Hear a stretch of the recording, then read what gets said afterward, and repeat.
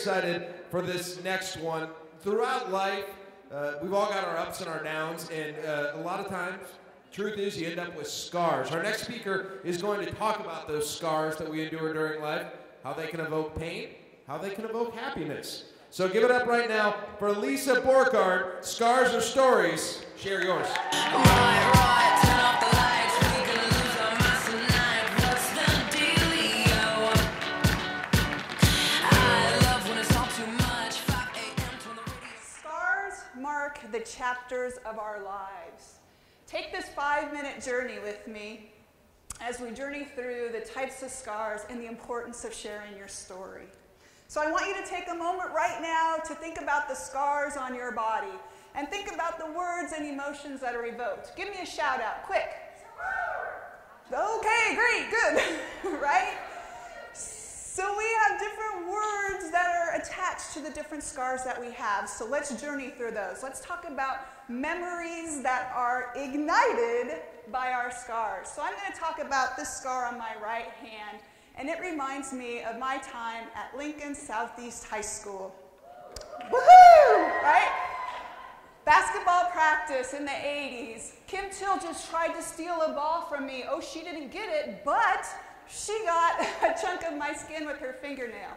The reason this is a great memory for me is because, as you can see, when I think about this scar, it reminds me not of the one, but of the 2 Class A state championships that won during my tenure at Lincoln Southeast. Go Knights! Right? Now on the continuum, we have scars that are just neutral. Sometimes we end up with marks on our body that we don't know where they came from. Maybe you're doing yard work. Maybe you're working on your motorcycle. Scars happen. Okay? Next, I want to talk about vulnerability. This is a key point from my conversation, my friends.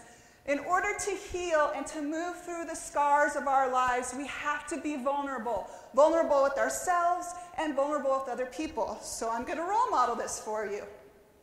Who would show this slide in front of 600 people, right? So when we have scars that are outward appearances that people can see, and sometimes we're uncomfortable with that because we don't know how they're going to respond, that makes us vulnerable, and we need to be comfortable with that. When we get to that point, we can start living a wholehearted life.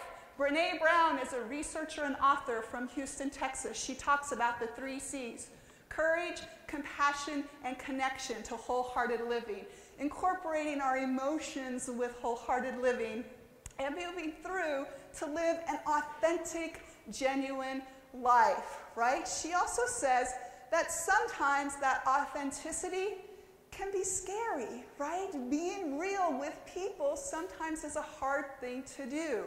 The media sometimes says that's not an okay thing to do.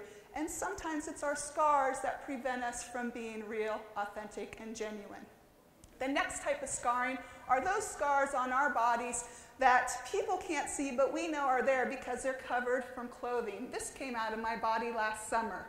So when I look in the mirror, I see this scar and it looks back at me. We have a conversation every day. Now, I love what Susan Donaldson James has done with her scars from a double mastectomy. Look at how she has taken this back. She has reclaimed the power from the poison and the cancer that was in her life. This is what I'm encouraging you to do, my friends, is take ownership and take the power from whatever events, whatever loss, trauma, tragic event happens. The last part of the scarring is the emotional scars. This may be a tough one for you to view, right? Last month, Robin Williams, emotionally, he took his own life, completed suicide. Hard to think about, right?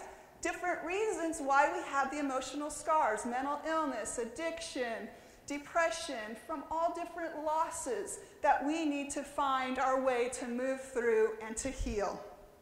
What we need to do with that is give ourselves permission.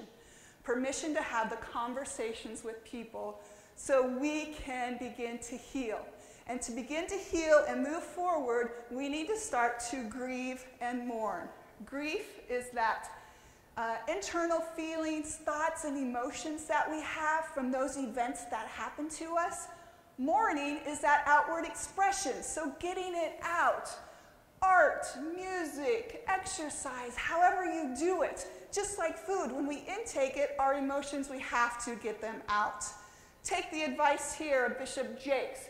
If you have darkness, if you have a hard time finding your passion and purpose, do this, right? Figure out your passion. It will lead to your purpose. Because here's the ultimate thing, my friends. When you find your light and you move into healing, it's fantastic because the light conquers the darkness. And when you have light from within, you will be the light for others. Thank you. Why so serious?